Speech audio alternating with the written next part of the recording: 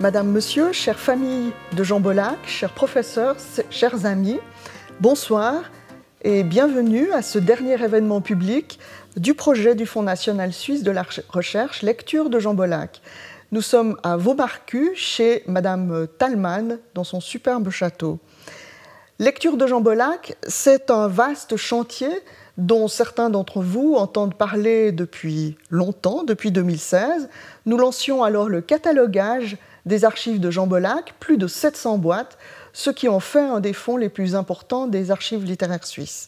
Et c'est le 1er septembre 2019 que nous pouvions inaugurer officiellement le projet financé par le Fonds national suisse de la recherche qui nous permettait d'engager 4 doctorants pour 3 ans, puis une 4e année. Les archives littéraires suisses de la Bibliothèque nationale suisse, à l'initiative de ce projet, se sont associés l'Institut du monde antique et byzantin de l'Université de Fribourg, où se trouvait un helléniste tout à fait étonnant, un très très bon spécialiste de Jean Bollack. Il s'agit de Martin Steinruck, que j'ai le plaisir d'accueillir ici. Bonsoir Martin, tu lis Bollack depuis de nombreuses années, n'est-ce pas ? Avant la lecture de Jean Bollack, il y avait sa présence. Il était là, à Lausanne, quand j'y étais assistant, au colloque de Coralie, donc à Cornell, Harvard et à Lille, d'où vient Jean Bollack. Je me suis retrouvé finalement à donner une conférence en l'honneur de Jean Bollack sur la métrique de Celan. Quant aux lectures, c'est philologie et herméneutique au XIXe siècle qui m'ont inspiré d'abord, et finalement ce monument qui est le commentaire de Jean Bollack et de Judet de Lacombe à l'Agamemnon d'Eschyle. Finalement, c'est le commentaire aux Parménides qui m'intriguait. Il m'intriguait comme d'autres parce que Bollack était si loin et en même temps si proche de nous. Moi, je travaillais sur la forme. Et il n'y avait pas d'opposition entre forme et sens, mais Bollack arrivait à faire quelque chose qui m'était étrange, faire une forme uniquement au niveau du sens même de la réflexion. Donc, au moment où tu m'as proposé de chapeauter un projet sur Bollack, j'ai dit oui, aussi pour apprendre. J'ai entendu dire que des étudiants te surnommaient Bollack. Je pense que ça veut dire que tu devais le citer beaucoup et régulièrement dans tes cours. Nous allons achever les 4 premières années de notre projet ce mois d'août. Et est-ce que de ton point de vue, les projets et les travaux ont bien avancé ? Et est-ce que tu veux bien nous expliquer aussi, s'il te plaît, où en est ce projet ? Alors c'est bon, hein. Mais les vitesses des 4 participants, évidemment, sont différentes, tout comme leur personnalité. Bien sûr. Mais ce qu'on peut dire, c'est que l'essentiel, c'est-à-dire la thèse dans le sens d'une proposition scientifique, c'est là. On l'a. Tous les 4 ont livré quelque chose comme une histoire de la lecture, une herméneutique, et curieusement, ce qui me tient au cœur, tous les 4 travaillent sur le son. Ensuite, nous regrettons Giacomo Lardelli, qui, avant sa mort, a pu nous livrer une thèse quasiment achevée sur l'être chez le Parménide l'être non pas comme concept, mais comme nom. Mais Giacomo était aussi important dans l'architecture du projet, et donc on a dû réajuster pour pallier son manque. Ensuite, il y a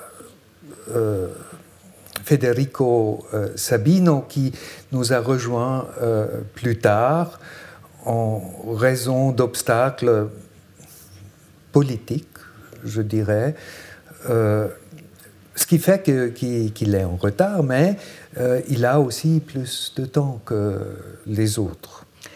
Et les 3 thèses avancent-elles selon tes souhaits? Oui, il n'y a rien à dire. Il y a le travail de Maxime Laurent qui fait ce qu'on a projeté dès le début, c'est-à-dire une mesure de Bollack aux critères de Bollack, une herméneutique de Bollack. Il va livrer un livre sophistiqué, très fin, comme toujours, une histoire du projet de Bollack de libérer les mots grecs dans le commentaire à Empédocle. Federico Sabino, qui travaille sur l'Iliade, a abouti à ce qu'il avait projeté dès le début, un travail sur cette nouvelle narratologie qui s'est donné le nom de l'œil de l'esprit et qui tente d'éviter ces concepts un peu colonialistes du narrateur et du personnage.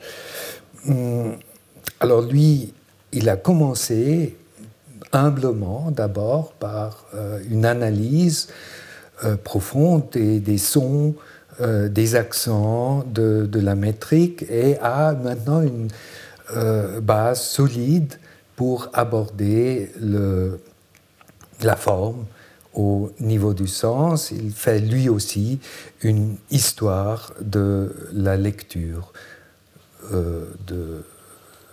telle que Bollack l'aurait faite s'il avait pu.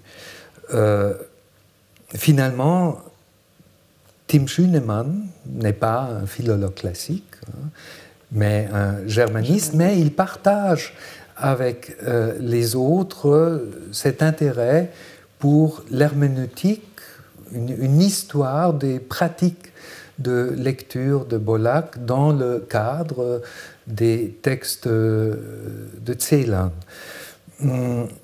Ce qui me plaît particulièrement dans son livre, qui me semble plus ou moins terminé, c'est la partie méthodologique. C'est quasiment un manuel de l'herméneutique, autant que le simple amateur de Celan que je suis puisse en juger. Merci beaucoup, Martin Steinruck. Je me tourne maintenant vers Berlin pour accueillir le professeur Christoph Koenig qui nous rejoint en direct.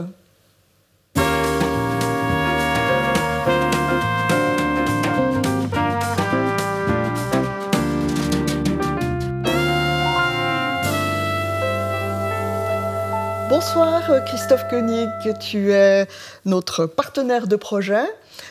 Tu assures la direction de toute la partie allemande de nos travaux et tu diriges aussi la thèse de Tim Schünemann. Tu as beaucoup travaillé dans ta carrière avec Jean Bollack, dont tu étais évidemment très proche, un ami, mais aussi quelqu'un avec qui Jean Bollack avait l'habitude de travailler et de réfléchir. Voudrais-tu nous raconter peut-être, s'il te plaît, cher Christophe, comment se déroulait une séance de travail avec Jean Bollack? Et puis, est-ce que tu pourrais aussi expliquer à nos auditeurs, à ce stade du travail, ce que tu retiens des découvertes faites par nos doctorants sur les archives de Jean Bollack, spécialement, bien sûr, pour la partie allemande? On t'écoute, cher Christophe. Ja, vielen Dank, liebe Stefanie, für diese Möglichkeit, gemeinsam mit euch hier die Arbeit und das Werk von Jean Bollack zu präsentieren. Ich kenne Jean Bollack seit dem Jahre 1987. Wir haben uns kennengelernt, als ich als Mitarbeiter im Deutschen Literaturarchiv in Marbach auf der Suche nach dem Nachlass von Peter Sondy war, der sich bei Bollack zum großen Teil befand.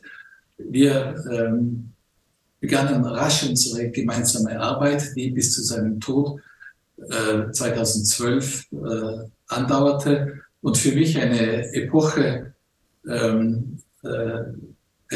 großen Erweiterung, fast eines Stillstands in der Eroberung eines Terrains bedeutet. Wir lasen vor allem die deutsche Literatur gemeinsam, Goethe, Nietzsche, Hofmannsthal, Rilke und Celan. Und ich hatte bald den berechtigten Eindruck, dass er nach seinen Studien zur klassischen Philologie mit mir versuchte, die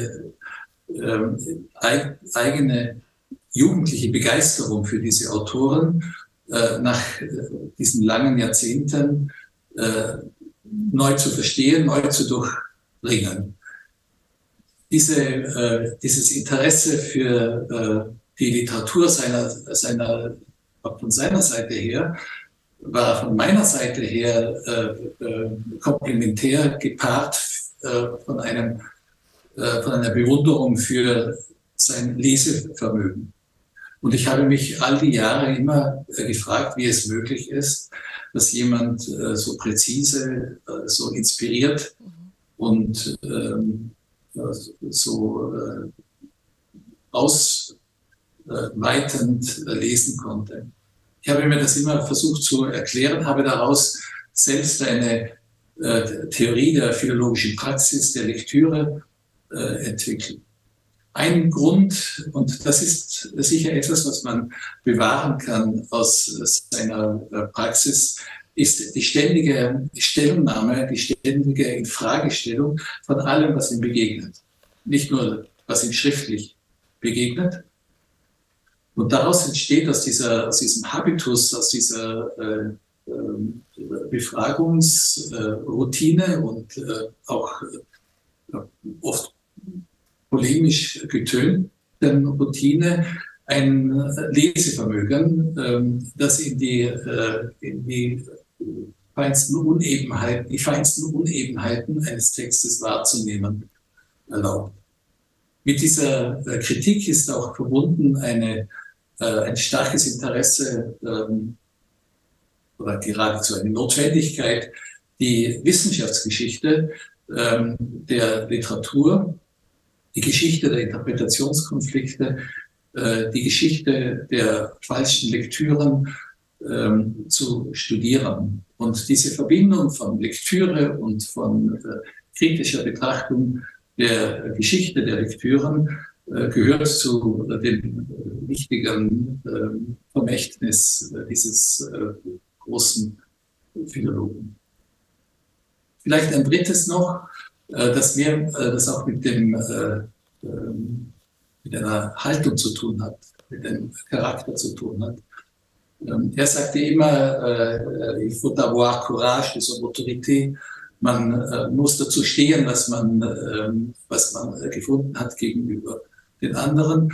Und dazu gehört auch die große Treue, die er seinen Freunden Sondy, Celan gegenüber seinen Eltern, namentlich seiner Mutter, bewahrt hat. Und diese Treue gehört auch zu den Gründen, warum ich mich bis heute und nun hier gemeinsam in Bern im Rahmen des Schweizerischen Literaturarchivs in diesem Projekt, vor allem mit Tim Schünemann, Arbeit beschäftige, die den kritischen Lektüren Bollacs von Celans Gedichten gewidmet ist. Vielen Dank. Merci beaucoup, vielen Dank, lieber Christophe, et bonne soirée à Berlin.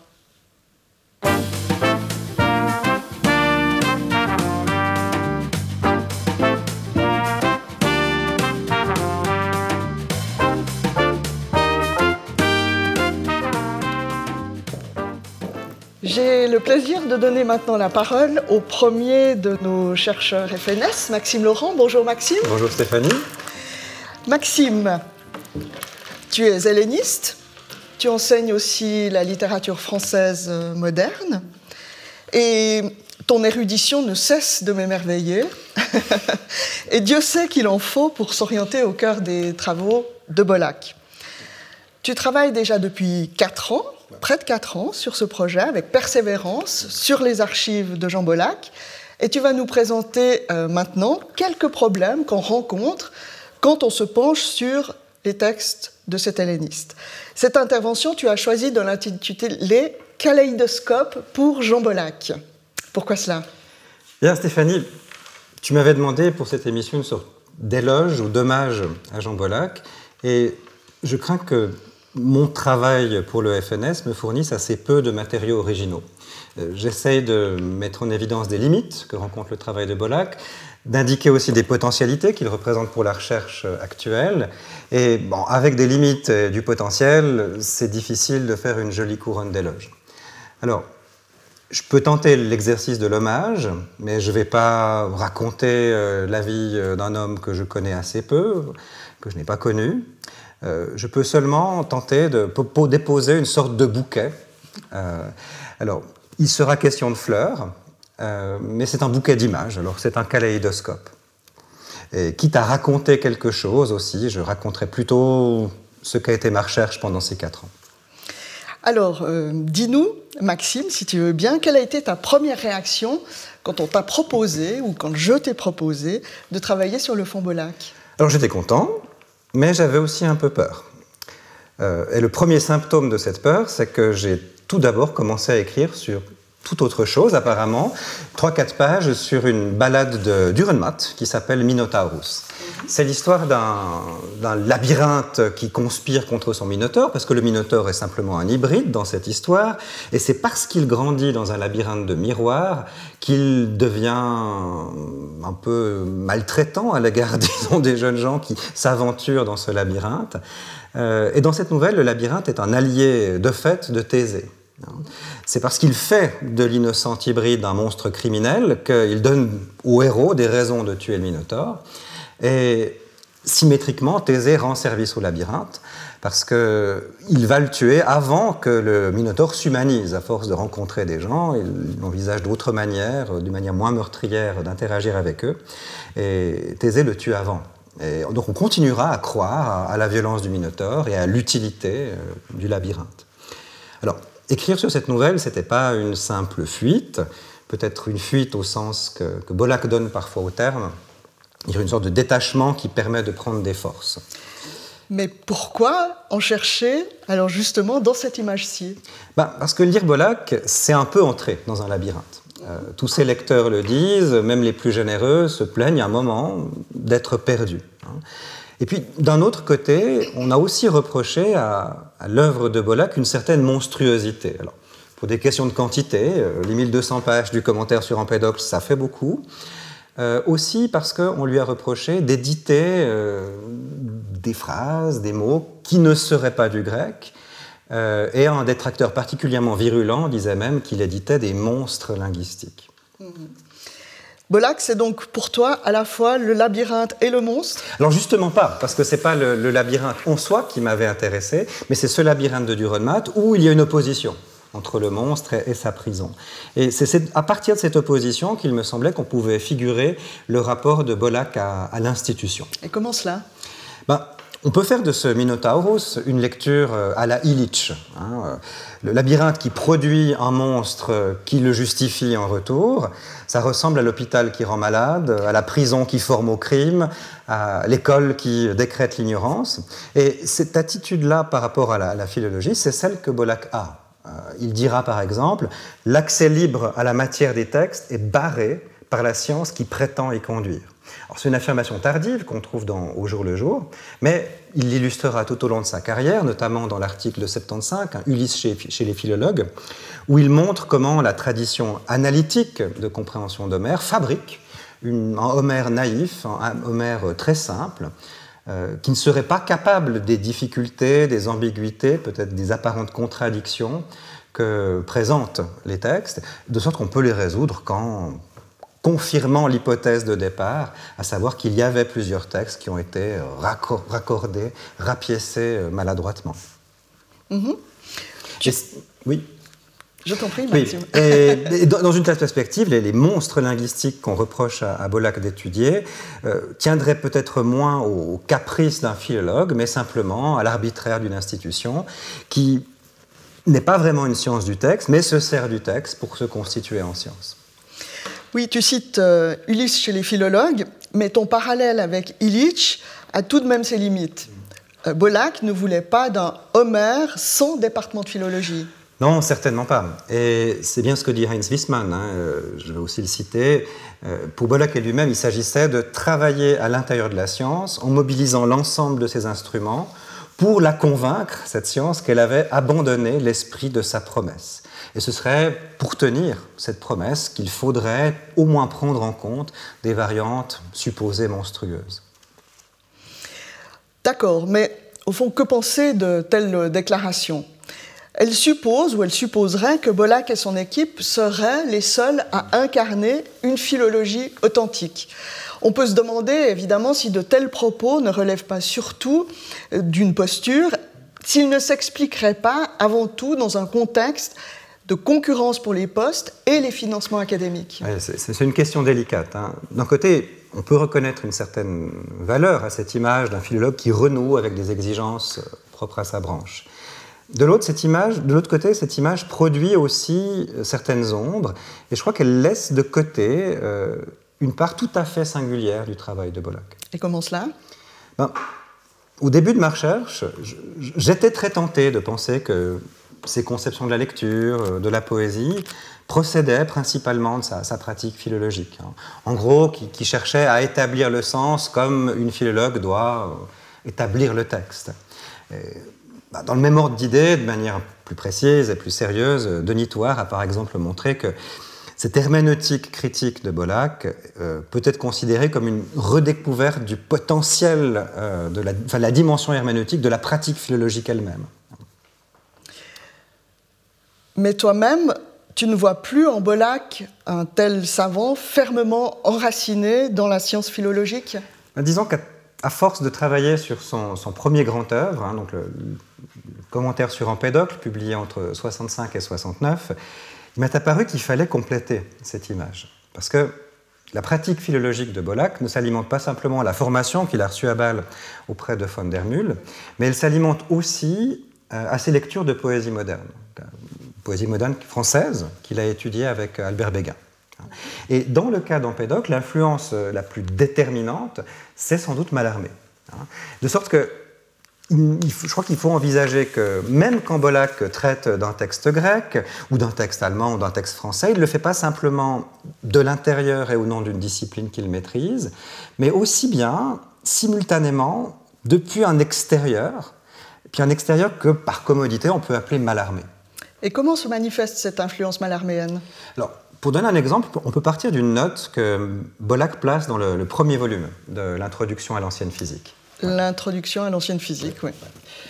Il s'agit de la dernière partie où Bollack s'attache non plus à expliquer la doctrine, mais à essayer de caractériser le style d'Empédocle. C'est un vieux problème. Dès l'Antiquité, on savait qu'Empédocle s'exprimait d'une manière très singulière, qu'il faisait un usage très étendu de la métaphore, qu'il déployait toutes les ressources de l'art oratoire. Et pour revenir à la note dont je te parlais, Bollack vient d'affirmer le vers d'Empédocle est un mot. Et en note, il cite Mallarmé. C'est un passage assez connu, tiré de Crise de vers. Je cite, « Le vers, qui de plusieurs vocables refait un mot total, neuf, étranger à la langue et comme incantatoire, achève cet isolement de la parole. Niant d'un trait souverain le hasard demeuré au terme malgré l'artifice de leur retrempe en le sens et la sonorité, il vous cause cette surprise de n'avoir jamais ouï tel fragment ordinaire d'élocution, en même temps que la réminiscence de l'objet nommé baigne dans une neuve atmosphère. » Alors, cette citation un peu longue, Bollack ne la commente quasiment pas. Juste une phrase, ce texte contient une définition parfaite de l'étymologie grecque. C'est laconique. Absolument. C'est pas complètement sibyllin, hein, parce que à ce stade-là de la lecture de l'introduction à l'ancienne physique, on comprend ce qu'est l'étymologie grecque. Ce n'est pas l'étude du lexique grec ancien ou de son origine, mais c'est plutôt la manière dont les poètes redonnaient des sens nouveaux aux mots anciens qu'ils utilisaient. Il faut comprendre que le lexique homérique dans lequel compose Empédocle est une langue composite, qui ne correspond exactement à aucun dialecte localement parlé en Grèce. C'est aussi une langue ancienne, quand Empédocle écrit au 5e siècle, et beaucoup de son matériel, de son vocabulaire est devenu assez opaque, assez obscur. Et beaucoup de ces mots qui n'étaient pas compris, on devait les réinterpréter, et on les appelait les glossailles. Ouais. C'est l'ancêtre de notre mot glose, si ce n'est qu'une glossa, c'est le mot qu'il faut gloser. C'est le mot qui nécessite une explication. Pour ma part, je ne peux pas m'empêcher de penser que dans le contexte de ces mots homériques devenus opaques, le mot de glossa prenait aussi sa valeur originelle de pointe, d'aiguillon. Et pourquoi cela ? Parce qu'il faut imaginer que pour ces auditeurs qui souhaitaient se glisser dans le souvenir de l'âge héroïque, ces aspérités de la vieille langue épique rappelaient un peu douloureusement le passage des siècles. Hein. Un peu comme des taches de rouille ou des taches de vieillesse. Hein. Elle rappelait aussi le risque que ce savoir dont on créditait Homère puisse un jour se perdre complètement. Hein. Alors, à l'époque d'Empédocle, ces pointes un peu rouillées de la langue homérique aiguillonnaient la recherche scientifique. Démocrite a écrit sur les glossailles, mais elle stimulait aussi la création poétique. Des glossateurs, Bollack dit qu'ils ont détaché les mots des amarres de la langue. Et Empédocle aurait profité de cette nouvelle liberté gagnée par ces mots devenus un peu disponibles à l'interprétation, de sorte que les taches de vieillesse de la langue épique devenaient les aliments d'une nouvelle jeunesse pour la langue scientifique d'Empédocle. Alors, ce que Bollack appelle étymologie grecque, à propos de Mallarmé, c'est par exemple le fait qu'Empédocle, quand il appelle une grenade opsigonos, l'adjectif ne signifie plus né trop tard, comme chez Homère, mais qui forme tard sa graine. Mais alors, quel est le rapport de cette récréation étymologique des mots avec Mallarmé ? Et on reprend ces termes, avec le vers qui, de plusieurs vocables, refait un mot neuf. C'est pas simple. Hein. Dans cette brève note, on peut dire qu'il part de l'idée que chez Empédocle, comme chez Mallarmé, le vers fait un seul mot, nouveau, et de cette unité, Bollack la rattache à la refonte de sens nouveaux pour chacun des mots. Comme si cette refonte du mot était produite par le voisinage que produit le vers, et notamment par le voisinage sonore. Alors, on sait que chez Mallarmé, le vers doit compenser le défaut des langues. Qu'est-ce que c'est le défaut des langues ? C'est le fait que, comme Mallarmé le déplore, ténèbres et nuit, ce soient des mots clairs. Et le vers, créant un autre environnement pour ces mots, pourrait compenser ces dissonances ou ces désaccords. Alors, en transposant l'idée à la poésie d'Empédocle, Bollack paraît suggérer que la refonte du sens du mot est due à la versification, elle serait aussi due aux échos sonores à l'intérieur du vers. Est-ce qu'il l'illustre chez Empédocle ? Eh bien non, pas vraiment. C'est ça qui est assez curieux. Son commentaire emprunte en fait une autre direction. Comme si, tout en procédant à ce pontage entre théorie de la mallarméenne de la poésie et pratique empédocléenne de la poésie, Bollack transforme aussi un peu le propos de Mallarmé. Alors, Mallarmé, d'un côté, parle de sons, de sensations phonatoires, hein, i et e qui sont clairs, mais dans son commentaire, Bollack va s'attacher beaucoup à des racines, c'est-à-dire à des blocs de sons qui ont déjà une signification. Et puis, dans la citation que j'ai faite avant, Bollack fait une erreur. Il n'écrit pas au terme au pluriel, mais il écrit au terme au singulier. Alors, c'est une erreur de copie, mais qui en fait correspond beaucoup mieux à sa pratique, à son commentaire réel. Parce que son argumentation sur les glossailles d'Empédocle mobilise assez peu les échos sonores à l'intérieur du vers, mais interprète plutôt la composition de chaque mot en fonction d'un contexte, mais pas sonore, purement sémantique. C'est-à-dire que, tout en proposant un anachronisme heuristique, que pour ma part je trouve intéressant, il n'en tire pas les conséquences méthodologiques les plus évidentes aujourd'hui. Il ne va pas dans la direction d'une Magalianée qui fait l'hypothèse d'un état sonore de la langue grecque où le contexte, justement, phonique pourrait redéfinir le sens des mots.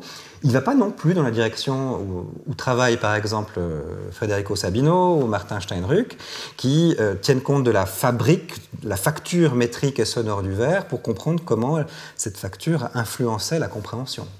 Et comment expliques-tu cette apparente déviation de l'enquête, cette concentration sur le mot isolé? Je crois qu'on peut l'expliquer, paradoxalement, aussi par Mallarmé. Parce que dans le même Crise de vers, un tout petit peu plus loin, il y a aussi une réflexion sur le mot isolé, sur la poésie comme isolement du mot, et comme transformation de son sens par isolement. On trouve ça à la conclusion de l'essai, c'est aussi une citation assez célèbre. « Je dis une fleur, et hors de l'oubli où ma voix relègue aucun contour, en tant que quelque chose d'autre que les calices sus, musicalement se lève, idée même et suave, l'absente de tout bouquet. » Mallarmé donne un exemple ici de la façon dont la poésie fait apparaître la notion pure. Et cet exemple de la fleur correspond particulièrement bien à cette apparition d'une pureté, parce que le sens du mot, dans le littré, correspond à des usages privatifs, des usages superlatifs. La fleur de quelque chose, c'est ce qu'il y a de meilleur dans une chose. Et dire une fleur, c'est évoquer non seulement des corolles, mais aussi l'idée de pureté, l'idée d'excellence, des usages plus métaphoriques de ce même mot. Et ce phénomène que réalise ici « je dis une fleur », on pourrait l'appeler une sylepse. C'est-à-dire qu'on prend un mot selon plusieurs acceptions différentes, mais on les prend simultanément selon ces différentes acceptions. Et on condense, on a un usage un peu nouveau, plusieurs usages anciens d'un même mot. Le hasard demeurait au terme. C'est une citation toujours de Mallarmé, bien sûr. Ce n'est plus la sensation sonore, mais sa polysémie en tant que produit d'une histoire. On peut dire ça. Et en fait, quand Bollack étudie les glossailles chez Empédocle, alors lui-même ne recourt pas à ce terme de sylepse. C'est moi qui le propose, mais Bollack n'arrête pas non plus d'essayer de ne pas choisir entre différents sens, différentes acceptions d'un mot. Il demande toujours à ses lecteurs d'essayer d'apprivoiser l'ambiguïté systématique d'Empédocle. Donc il y a bien une prise en considération de sorte de sylepse, et ça déborde même sur le raisonnement philologique. Quand il est confronté à deux variantes qui sont attestées dans deux manuscrits différents, dans le manuscrit A, polemizzeto, et dans le manuscrit B, pelemizzeto, qui sont des mots différents, Bollack va tenter de les comprendre comme une même variation sur un même matériau sémantique, donc comme une forme de sylepse aussi. Bollack cite donc Mallarmé pour l'action du vers sur les mots, mais son commentaire tiendrait surtout compte d'un tout autre aspect de la poétique mallarméenne. Oui, il laisse en fait à l'arrière-plan l'examen des sons et privilégie la concentration sémantique dans le mot. Mais pourquoi ce privilège donné à la densité sémantique? Parce que la Dichtung verdichtet, la poésie condense? Ouais, peut-être. Je dirais surtout que dans la conception mallarméenne de la poésie, la fabrication de sens nouveaux s'insère plus nettement dans une lutte idéologique que, disons, le réaccordage des sons avec les choses. C'est quelque chose qu'a montré abondamment Bertrand Marchal. Mallarmé avait gardé de Friedrich Max Müller l'idée que la mythologie, la religion, avait commencé par une rêverie sur le sens de mots qu'on ne comprenait plus, sur des glossailles. Je cite Müller, « La plupart des divinités ne sont que des noms poétiques auxquels on a laissé prendre graduellement une personnalité divine qui n'avait jamais été dans la pensée de leurs premiers inventeurs. Eos était le nom de l'aurore avant de devenir une déesse. » Alors, Müller voit cette maladie du langage dans les périodes reculées de l'humanité. Mallarmé voit cette maladie du langage faire rage parmi ses contemporains, qui prennent les mots pour les choses, qui inventent toutes sortes de fictions sur les mots. De sorte que pour Mallarmé, la rêverie sous le sens des mots est un terrain de lutte entre des fictions. Et pour un poète athée comme Mallarmé, qui avait, comme Nietzsche, réglé son compte au vieux plumage qu'est Dieu, cette refonte du lexique n'est pas simplement une manière un peu décorative de recréer des accords entre les sons et les choses, mais il s'agit surtout de proposer un usage des mots qui soit libéré de tout postulat de transcendance. Un usage des mots qui ne dévalue plus la vie terrestre, qui ne fasse plus du vivant un vierge héros de l'attente posthume. Mallarmé espérait ainsi que la poésie doue d'authenticité notre séjour, et il estimait qu'elle constituait notre seule tâche spirituelle. Donc, il ne s'agit pas pour Mallarmé d'opposer aux fictions de la religion ou de l'idéologie une vision du monde plus juste, plus vraie, mais de leur opposer une nouvelle pratique des mots.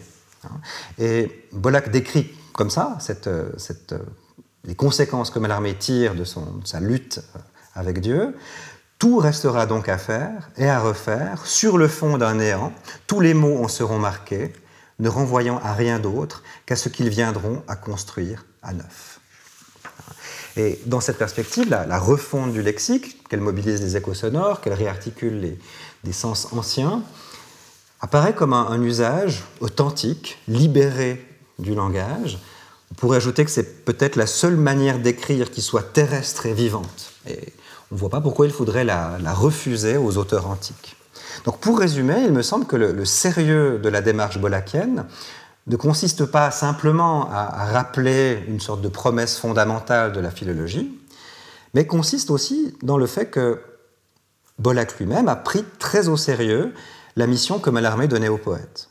Et c'est, je crois, depuis cette exigence poétique d'une parole rénovée, d'une parole revivifiée, que Bollack percevait les limitations de la pratique philologique. C'est depuis ce sérieux mallarméen qu'il pouvait dénoncer constamment le risque qu'un philologue décrète arbitrairement monstrueux un hybride curieux, une silepse étrange, où Bollack lui-même serait plutôt tenté de voir la concentration d'une vie en train de lutter avec et contre les fictions que fomente le langage. Mallarmé disait « une fleur », et je crois que je vais juste poser là ce bouquet pour Jean Bollack. Mille merci, cher Maxime, pour ce puissant kaléidoscope et pour ce bouquet. Dans un instant, nous retournons en Allemagne pour accueillir Tim Schünemann, lui aussi en direct de Berlin.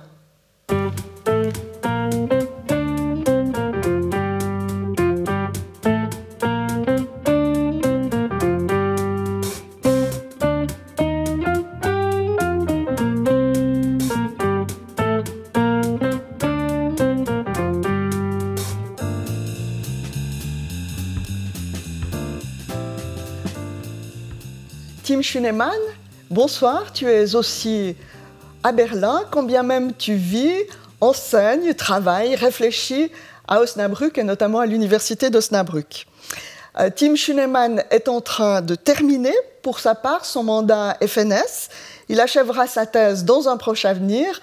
Nous pensons et nous espérons que ce sera en 2024. Et Tim Schünemann, tu travailles sur Bollack en tant que lecteur de Celan. Tim, tu as passé ces 3 dernières années très régulièrement à Berne, où tu venais au moins une fois par mois, une semaine, et tu logeais dans un haut lieu de la littérature à Berne, c'est-à-dire dans la mansarde que Dürrenmatt a peinte et qu'il a lui-même habité. Tu as fouillé en long et en large les archives de Jean Bollack, notamment les dossiers concernant bien sûr la littérature allemande.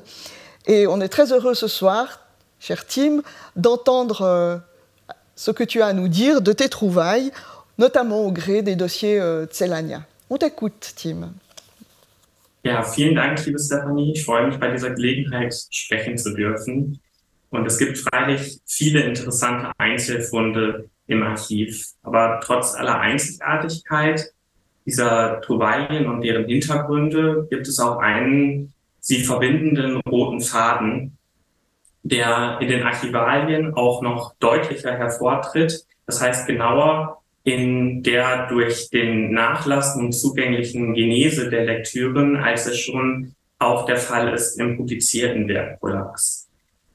Die Kraft der Celan-Philologie Bullacks begründet sich zum einen aus einer scharfen und scharfsichtigen Polemik gegen die Positionen der großen Namen seiner Zeit, die die Gegner oft von innen heraus aus ihren eigenen Prämissen und Praktiken überführt. Und zum anderen aber ebenso wichtig ist die stete Orientierung an der Subjekthaftigkeit der großen Werke Celans, wobei sich beides bedingt und also voraussetzt. Denn überall sieht man, dass sich die Position Bullacks zu Celan herausbildet innerhalb einer für beide Pole fruchtbaren Wiegebewegung zwischen jenen Polen. Und diese Form der Philologie, als auch die Ergebnisse dieser Form, haben auch heute noch großes kritisches Potenzial. Besonders in Erinnerung geblieben ist mir ein Fund, beziehungsweise zwei Funde. Zum einen handelt es sich um einen unveröffentlichten Brief aus dem Jahr 1986 an Jacques Derrida, sowie eine ebenfalls aus demselben Jahr stammende besonders scharfe Gegenlektüre, die die Kritik, die schon der Brief äußert, aufgreift und erweitert. Beides bezieht sich kritisch, auch durchaus im Sinne einer Erkenntniskritik, auf das Buch Derridas, das im selben Jahr erschien, Shibboleth für Paul Celan. Und im Folgenden dann natürlich auch auf das gleichnamige Gedicht Shibboleth von Paul Celan, hier freilich weniger kritisch als solidarisch. Mit dem Titel Avec pour contre Celan versehen wird gleich zu Beginn die Richtung der harten Argumentation vorweggenommen, indem der Untertitel von Derridas Buch korrigierend aufgegriffen wird. Diese Gegenlektüre war ursprünglich als Teil einer größeren Studie geplant. Doch letztlich publiziert wurde nur der Teil, der sich direkt auf Celans Gedicht bezieht, sodass die Kritik der Öffentlichkeit zunächst nur indirekt greifbar werden konnte durch die Lektüreergebnisse Bullacks. Der Nachlass zeigt nun allerdings, dass auch hier schon, also früh in der Geschichte der Celan-Lektüren Bullacks, sich die Lektüre eines Gedichtes nicht trennen lässt von der oft eindrucksvollen Zerlegung eines Gegners, wie eben Derridas. Daher ist die Geschichte der Celan-Lektüren Bullacks, die zu schreiben ich mit kritischem Interesse, ein Bullacksches Wort, in Begriff bin, auch immer die Geschichte der Konflikte innerhalb der Celan-Forschung, in der die großen Positionen greifbar werden und die ihr kritisches Potenzial eben in der Aktualisierung dieser Konflikte auch in Bezug auf die aktuelle Celan-Forschung entfalten kann. Merci beaucoup, cher Tim, pour cet épisode derridien, celanien et bullackien. Merci, Tim. Merci. Et voici enfin la partie brésilienne de notre projet FNS. Bienvenue à toi, cher Frederico Sabino. Tu as rejoint notre projet en 2020 et tu achèveras en principe tes travaux en 2024 chez le professeur David Bouvier, que je salue chaleureusement. Grâce à toi, nous avons beaucoup amélioré nos compétences sur Homère depuis ces 3 dernières années. Tu nous as fait découvrir énormément de choses et tu as découvert toi-même de nombreux éléments grâce à un travail extrêmement précis et méticuleux que tu as fait sur les dossiers du Fonds Bollack et sur les variantes que tu as trouvées. T'écoutant au fil de nos rencontres, de nos réunions de travail, de nos journées d'études, je me suis vraiment réjouie d'entendre d'éminents bollackiens, de grands hellénistes, des spécialistes d'Homère comme Philippe Rousseau ou Pierre Judet de Lacombe, accepter de mieux en mieux certaines de tes interprétations, s'en étonner parfois, s'en réjouir souvent et même les saluer. Donc, c'est un grand sujet de plaisir pour moi. Aujourd'hui, Federico, qu'as-tu envie de nous dire de l'état actuel de ton travail sur ce fonds Bollac? Merci, chère Stéphanie. En 1841, Karl Lachmann élabore l'hypothèse des couches narratives ajoutées tardivement à la version originale de l'Iliade. Parmi ces couches, il détecte des contradictions qui auraient rendu les poèmes de la guerre presque illisibles. Mais Jean Bollack n'était pas d'accord avec cela. Il considérait les contradictions apparentes de l'Iliade comme des vraies pépites d'or. Par une lecture insistante, Bollack les tailladait soigneusement jusqu'à retrouver la brillance de leur sens caché. C'est à Bâle que l'élève de Peter von der Mühle a appris à lire Homère en décortiquant chaque détail du texte avant de formuler une interprétation. L'Iliade serait donc bien l'œuvre achevée d'un auteur qui l'aurait composée par écrit. Dans la révision que Bollack entreprend de la question homérique, on décèle l'influence de Nietzsche, confirmée par une note de lecture non datée qui s'y trouve aux archives de Berne. Il écrit ceci. Nietzsche considère l'Iliade et l'Odyssée comme l'œuvre d'un poète qui n'est pas Homère. Qui serait donc ce fameux Homère? Toute la tradition épique à une époque ancienne, répond Bollack. L'œuvre serait d'une part les textes écrits par un auteur conscient de son art et de l'autre des chants que Bollack qualifie de plus primitifs. Motivé par une volonté de singularisation, cet auteur qui n'est pas Homère aurait écrit l'Iliade afin de recréer la tradition épique selon son propre point de vue. Les textes que nous lisons seraient ainsi les premiers vestiges d'un individu qui se serait libéré des contraintes sociales grâce à la pensée critique. Or, les limites de cette approche qu'on dirait aujourd'hui néo-lachmannienne sont devenues évidentes après la thèse sur l'Iliade de Philippe Rousseau, soutenue en 1995 à Lille. C'est l'énoncé de vers 5 et les plans de Zeus s'y réalisaient qui déclenchent son interprétation. Dans les poèmes appartenant à ce qu'on appelle le cycle troyen, on apprend que Zeus avait préparé la guerre de Troie afin de détruire la génération des héros. À partir de ces fonds du vent, dont la seule référence dans l'Iliade est l'énoncé énigmatique du début, Rousseau se met alors à reconstruire les sens cachés des discontinuités narratives. Puisque ces poèmes ne nous racontent qu'un épisode très raccourci de la guerre, celui de la colère d'Achille, la connaissance préalable de la tradition épique deviendrait un facteur indispensable pour interpréter les réseaux métonymiques de son récit. C'est la conclusion à laquelle Rousseau est arrivé. On a l'accès à l'unité du sens poétique qu'à travers la réflexion.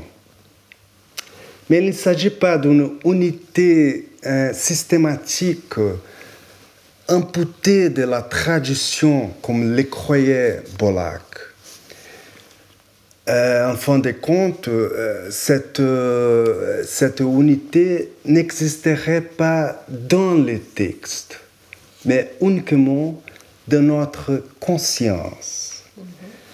Rousseau renverse la pensée de Bollack qui, en lisant la thèse de Saint-Césaire, signale dans une note « Zeus, c'est trop subtil.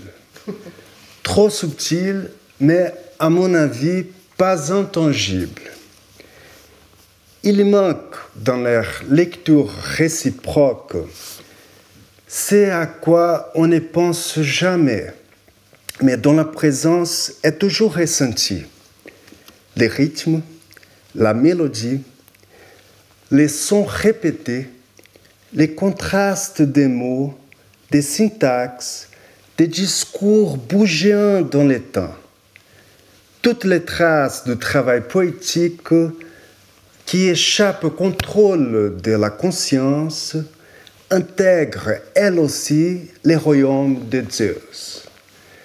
Certes, une catastrophe s'annonce au début de l'Iliade, mais à l'attente de son accomplissement, on peut quand même savourer, et c'est ma contribution brésilienne, nous avons une tradition anthropophagique, les formes bien nuancées qui, en interagissant avec ces fonds divins, s'enchaînent les unes à côté des autres sans jamais s'effondrer. C'est là peut-être un remède qu'Homère nous aurait légué afin de retarder la fin d'un certain monde. Voici l'hypothèse avec laquelle je travaille à présent. Merci beaucoup, Federico, pour cette contribution brésilienne et pas que brésilienne. Merci.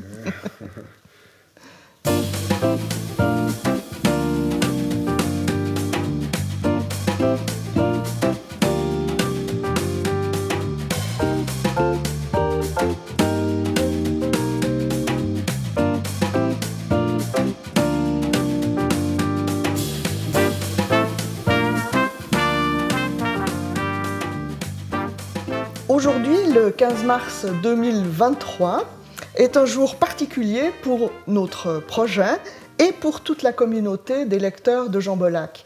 Nous commémorons en effet le 100e anniversaire de sa naissance.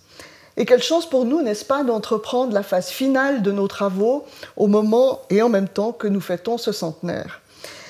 Il y a à peu près une année, les éditions Schwabe, leur directrice Suzanne Franzkeit et leur éditrice Arlette Neumann, qui est responsable de la section Antiquité, nous proposaient de créer une collection dans leur remarquable et célèbre maison d'édition.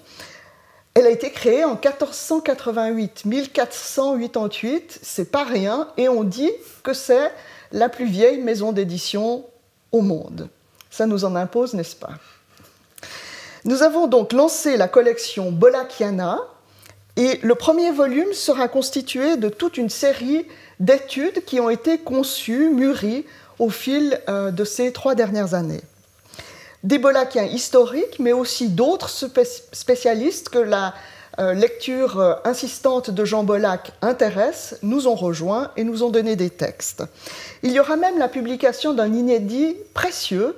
Il s'agit des notes que Jean Bollack a prises après sa rencontre avec le poète nobelisé Saint-Jean Perse. Et Mayotte avait retrouvé ces notes parce que Jean Bollack n'avait pas souhaité les montrer aux chercheurs et aux spécialistes de Saint-Jean Perse de son vivant. Et Mayotte m'a demandé d'en faire une annotation, ce que j'ai fait avec grand plaisir.